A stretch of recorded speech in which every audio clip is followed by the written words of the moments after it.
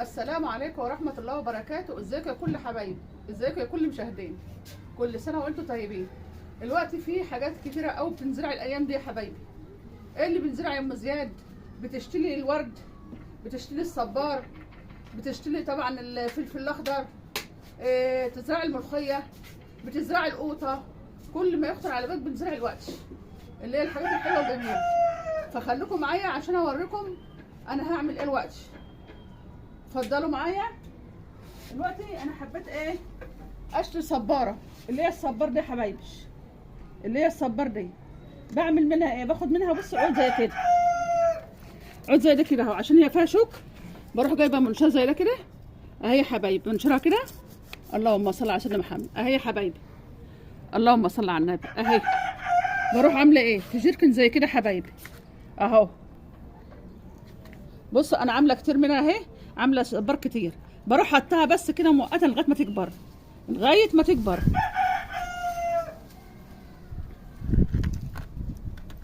يا حبايبي لما بتكبر شويه طبعا انا عامله ده زي ما اكون مشتل صغير، ما بيكبروا بنقلهم مثلا زي كده زي هنا. هوريكم كمان حاجه، اللهم صل على النبي. دلوقتي يا حبايبي انا كنت زارعه فلفل اهوت، اول الفلفل اللي هو البذور اللي قلت لكم حطها في التينه تطلع، طلعت اهيت، كنت رميها هي والكزبره. ادي الكزبره يا حبايبي، كزبره اهي، وادي الفلفل اهو. طبعا انا هاخد منه عود انقله، معنى انت تشتري النعود بتنقلي.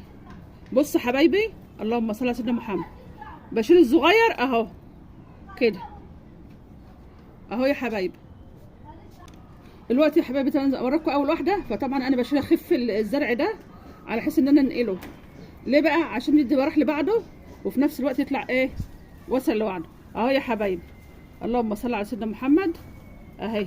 دي شتلايه يا حبايبي اهي، دي شتلايه.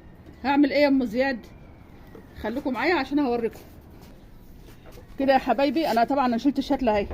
هتعملي ايه يا ام زياد؟ انا عندي صبار بلدي، صبار بلدي اهو يا حبايبي. بصوا بدهن ده، هتقولوا بتدهني ليه يا ام زياد الجذور كده؟ عشان ما تجيبش حشرات اهي يا حبايبي. صبار بلدي اهو كده. بروح عامله ايه بقى؟ بصباع حتى كده اهو، اللهم صل على سيدنا محمد، اللهم صل، بس خلي مسافه بينكم وبين بعضها. اللهم صل على النبي. ده اسمها شتله حبايبي، ما تنقلي كده اسمها شتله اهي اهي يا حبايبي اهي يا حبايبي كده. ده اسمه ايه بقى؟ الفلفل، ده الفلفل. وبعدين انا راميه هنا بذور بردك اهي، راميه بذور اهي بتطلع، ممكن تعمل جار منها اي حاجه. اللي هي النونو ده يا حبايبي اهي، اللي هي الحاجات الصغيره دي رخره. فانتوا بقى خليكم معايا هوريكم. وهنا طبعا البتنجان اهوت، البتنجان اهو يا حبايبي، وطلع منه بردك اهو. بصوا من تحت طلع منه اهو. اللهم صل على سيدنا محمد واله وصحبه اجمعين. دلوقتي يا حبايبي انا اوريكم بقى طبعا البتنجان زي ما قلت لكم ان هو طلع اهو اهو يا حبايبي كده. بالنسبه بقى انا زرعه هنا ريحان، ريحان بحطه فوق الوش كده وخلاص، ببدره فوق الوش كده وخلاص يا حبايبي. ادي الريحان اهو. خلي بالك لما تيجي تسقي، لا اما تحطي بلاطه سيراميكا، لا اما تحطي ايدك كده. بص يا حبيبتي ايدك كده عشان الشتله ما تموتش. ده ريحان وده ريحان رخر اهو، رخر اهو، ده رخر ريحان اهو. هضطر بقى ان انا انقله، اخد واحده واحده وبنقله طبعا اهي. بروح خلعه واحده واحده بس بعد ما يكبر شويه واروح زرعاه اهو يا حبايبي. طبعا وانا كنت زرع كزبره جار منه بردك اهي اهي يا حبايبي. هنا الملوخيه اللي كنت واخده منها ابتدت بردك تجدد نفسها تاني اهي. اللهم صل على سيدنا محمد. وزرع معايا فرع قوطه اهو، يعني مستفاده من الاثنين، الملوخيه والفرع القوطه. هنا بعمل ايه يا ام زياد؟ انا بخف بقى القوطه كده عشان تكبر. بص يا حبايبي اهو، عشان تكبر اهي. بسم الله الرحمن الرحيم. المفروض كنت جبت المقص اهو يا حبايبي كده اهي. منها تعمل الملوخيه ومن الفرع القوطه بيكبر بيطول. ما بطول طبعا بحطه على حبال. وهنا الملوخيه انا عاملاها اهو في ازازه واحده اللي انا خدت منها وطبخت منها وطعمها زي العسل. هنا انا زرعه بردك ملوخيه هي لسه جديده اهي يا حبايبي اهي. بردك لما باجي اسقيها بحط ايدي بردك عليها عشان تعمل ملوخيه لسه جديده اهي.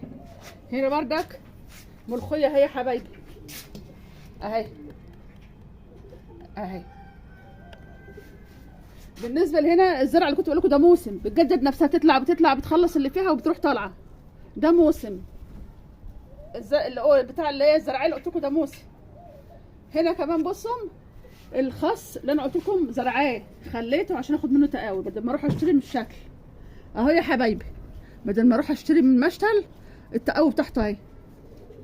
التقاوي بتاعته ديت اهي، عشان بدل ما باخد التقاوي بتاعته بقى ازرع بقى كل سنه ان شاء الله. اروح احطها في ازازه وبروح بقى عينه كل سنه في ميعاد بروح زرعاه اهو يا حبايبي. بصوا طلع فين اهو فوق اهو كتير اهو اهو يا حبايبي. ده الشكل بتاع الخس، بيطلع البذور بتاع الخس اهو عشان اوريهولكم. بصوا يا حبايبي ده دلوقتي شكله اهو انا عاملاه وحطاه في علب. بصوا علب الايس كريم او علب الجيلاتي بروح حطاه كده وببقى عارفاه ده التقاوج. بدل ما اروح اجيب من المشتل كل سنه انا بروح ايه اعمله اهو يا حبايبي. بدل ما بروح اجيب مثلا كل سنه من مشتل ولا حاجه، لا اعمل شكل خاص واعمل شكل ريحان واعمل شكل جرجير، الحاجات اللي هي ايه من السنه للسنه تفضل طول السنه اهو. وشكل ملوخيه بعمله. وطبعا الفلفل بناخد القرون الفلفل اهو يا حبايبي. بصوا اهو حبيت اوريلكم بردك تحتفظوا ازاي بالشكل اهو في علب يا حبايبي بالنظام ده اهي. العلب بصوا بغطيانها وفي قلب كرتونه تروح حاطينهم على السطح او في المكان اللي انتوا بتزرعوا بيه. دلوقتي هوريكم بردك انا زرعت القته هوريها لكم حبايبي. وحبايبي انا زرعت القته اهي بردك ما بتغيبش، بتطلع على طول مسافه اسبوع بتطلع وطبعا بتتمد. القته الايام دي بتنزرع هي والقوطه يا حبايبي، هي والقوطه. وده بردك عود قوطه اهو انا شتلاه اهو يا حبايبي اهو. وده طبعا زي ما قلت لكم الفلفل اهوت بيطلع بقى هيطلع وهوريكم ان شاء الله لما يكبر. ده الفلفل ده من السنه اللي فاتت، الفلفل ده من السنه اللي فاتت اهو. بس انا جددت طبعا الجديد السنه دي اهو اهو اهو. فانا طبعا حبيت اوريكم الحاجات اللي انا ايه لسه زرعاها جديده عشان تحاولوا تزرعوا يا حبايبي. بالنسبه للورد البلدي اهو ابتدى بردك يجدد ورقه عشان يطلع تاني اهو. في اللي بيطلع وفي اللي طلع. ده الورد البلدي بيعوز يعني جو معقول ولا شمس قوي ولا ظل قوي عشان ما ينشفش منك حبيبتي، عشان ما ينشفش مني. وحاطه له قشر البيض عشان يغذيه، ما برميش قشر البيض بحطه في الزرع. فانا حبيت اوريكم انا عامله ايه زرع ايه. وطبعا الستات الشاطره تعمل يا حبايبي. بصوا يا حبايبي هنا الكنتالوب اهوت انا زرعه فيه تحت شجره الليمون، زرعت تحت شجر الليمون حتى هو ابتدى يطلع اهوت بردك كنتالوب صغير اهوت. بصوا نونه اهو النوره ابتدى يطلع اهوت نونه صغير اهو. ده تحت شجر الليمون. فكل قصريه مستفاده منها بحاجتين اتنين مش بحاجه واحده. كل قصريه مستفاده منها بحاجتين اتنين اهو. ازرع قوطه ازرع تحت منها ملوخيه، زرع شجره الليمون زرعت تحت منها قته وزرعت الكنتالوب عشان الحاجات دي بتتمد. فحبايبي انا حبيت اوريهولكم اهو. وطبعا شجره الليمون اهي الحاجات الجميله الحلوه اهي. واقول لكم يا حبايبي اعملوا لي اشتراك، ما حدش ينسى الاشتراك يا حبايبي، ما حدش ينسى الاشتراك. وحبايبي اللي بيتفرجوا عليا وبيحبوني ربنا يحبب فيكم خلقه، يا رب يحبب فيكم خلقه اهو يا حبايبي. واعملوا لايك حبايبي اللي بيتفرجوا عليا، اعملوا لايك عشان اللايكات دي بترفع من القنوات يا حبايبي، بترفع القناه. حبايبي اللي بيتفرجوا اعملوا لايك عشان بترفع من القناه. وبشكركم جدا جدا جدا يا حبايبي. واقول لكم السلام عليكم ورحمه الله وبركاته يا حبايبي.